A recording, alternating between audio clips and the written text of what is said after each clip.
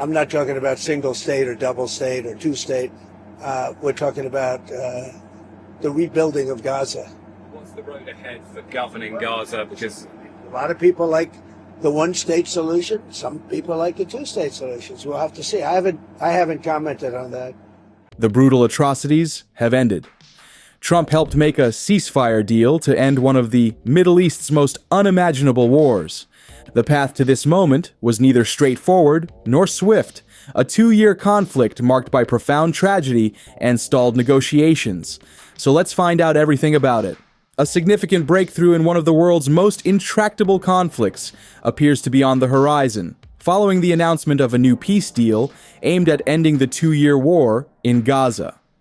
The development, which promises a cessation of hostilities and a mutual release of hostages and prisoners, is being attributed by insiders to the direct and persistent involvement of President Donald Trump. According to current and former officials from the United States and allied nations, the president's personal diplomacy, alternating between a firm hand and a supportive guide, proved pivotal at several critical junctures throughout the delicate negotiations. This personal touch is now seen as the catalyst for the first phase of the agreement, which President Trump publicly confirmed on Wednesday. In a brief statement following the announcement, President Trump characterized the arrangement as a great deal, adding that everybody is happy. The path to this agreement, however, was neither straightforward nor swift. Officials familiar with the process describe a series of accelerated, high-stakes moments that brought the parties to this point.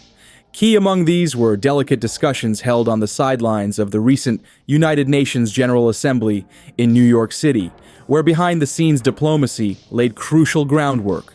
Furthermore, the Strategic Council and back-channel communications involving Jared Kushner, the president's son-in-law and former advisor, are cited as instrumental in bridging gaps between the various stakeholders.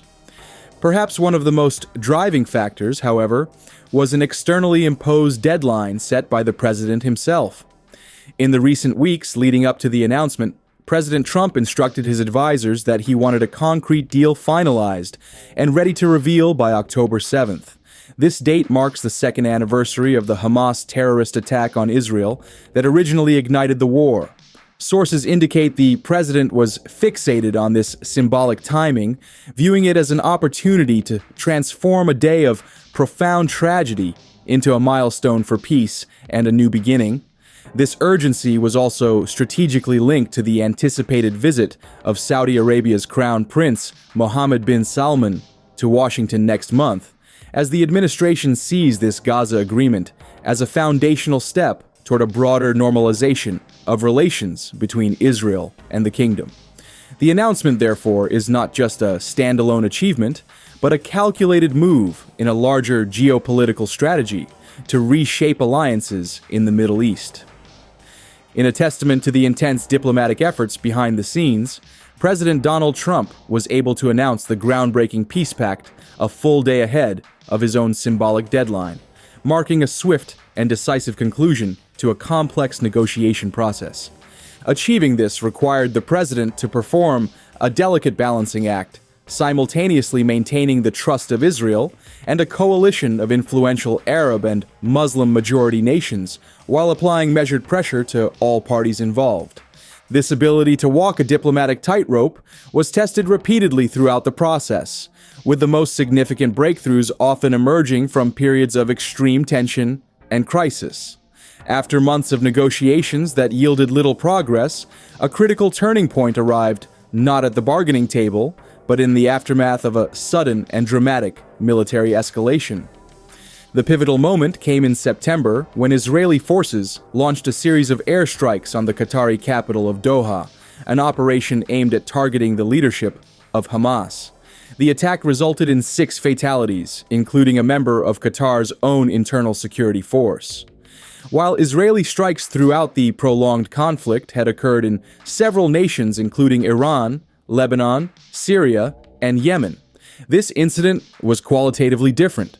Qatar is a recognized ally of the United States and hosts a strategic air base with approximately 10,000 American troops. The Trump administration had come to view the Persian Gulf nation as an indispensable and trusted partner in its mediation efforts between Israel and Hamas.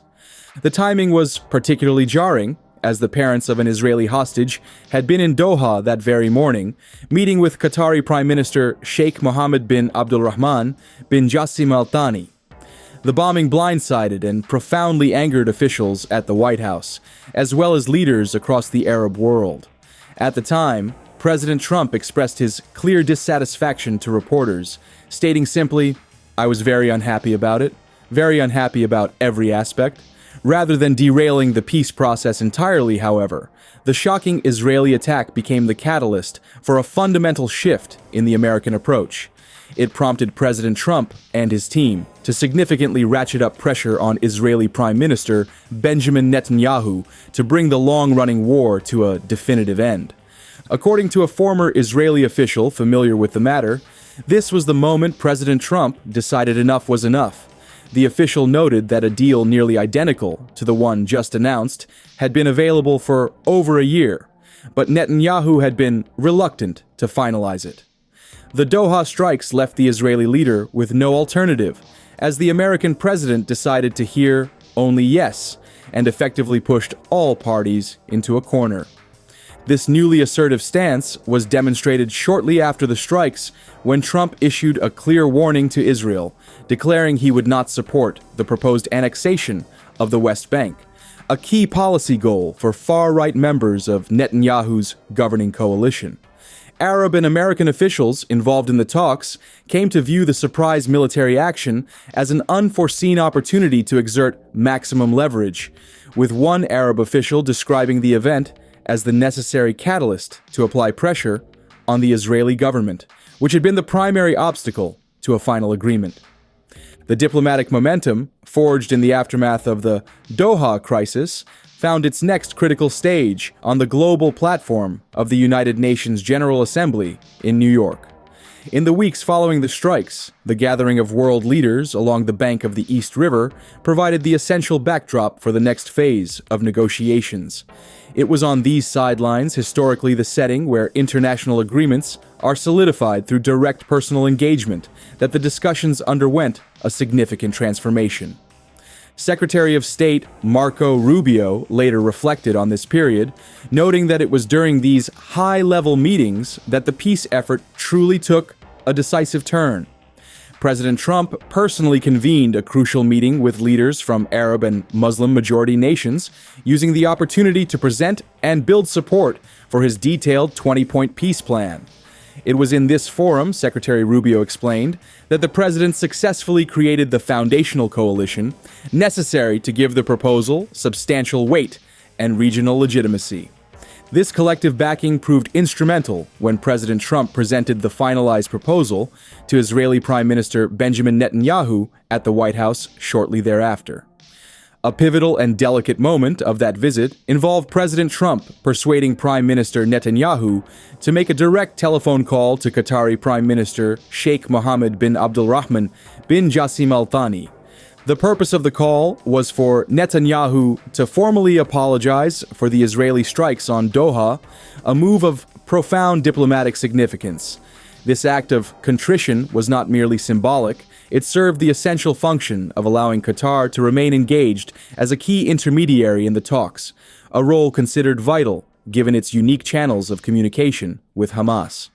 According to Nawaf Al-Thani, a former Qatari defense attaché to the United States, the Qatari government viewed the apology as a necessary step to move forward, recognizing that its long-standing investment in the peace process remained indispensable for achieving a ceasefire and a future lasting peace.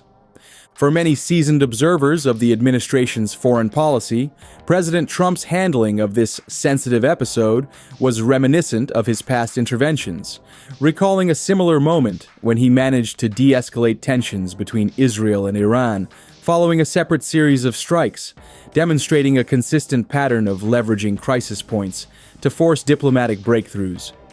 While the ceasefire has halted the immediate violence and begun the exchange of hostages and prisoners, the ultimate legacy of this agreement remains an open question. And for more deep dives into the stories behind the news, make sure to subscribe.